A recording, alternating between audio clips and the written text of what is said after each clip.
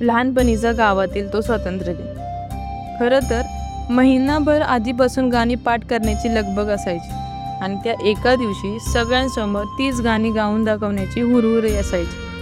आदल्या दिवशी गणवेशाला तांब्याने इस्त्री करायचो, मैदान स्वच्छ करायचो आणि उद्याच्या कार्यक्रमाची स्वप्न डोळ्यात घेऊन झोपून जायचो. सकाळी अजून सूर्यही नीट वर आलेला नसायचा, पण गावच्या रस्त्यांवर आमची प्रभात फेरी मात्र सुरू झालेली असायची. हातात तिरंगा, चेहरा उत्साह आणि एक सुरात घुमणाऱ्या त्या घोषणा, भारत माता की जय, वंदे मातरम आणि बरंच काही.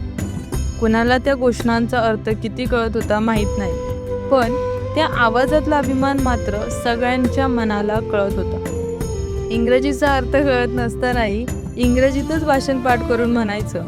समोर सगळं गाव असायचं, छातीत धडधड असायची आणि त्यात त्या माईकची कर कर धडधड आणखी वाढवायची.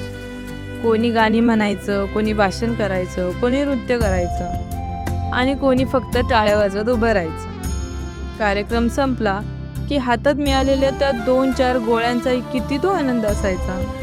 घरी जाताना वाटेत भेटणाऱ्या गावकऱ्यांना आम्ही त्या गोळ्या वाटत जायचो.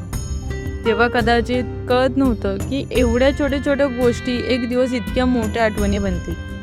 आजही 15 ऑगस्ट आला की प्रभात फेरीचा आवाज आठवतो, त्या घोषणांचा उत्साह आठवतो, तो कर्कश माईक आठवतो आणि त्या छोट्याशा गावातलं मोठं स्वप्न.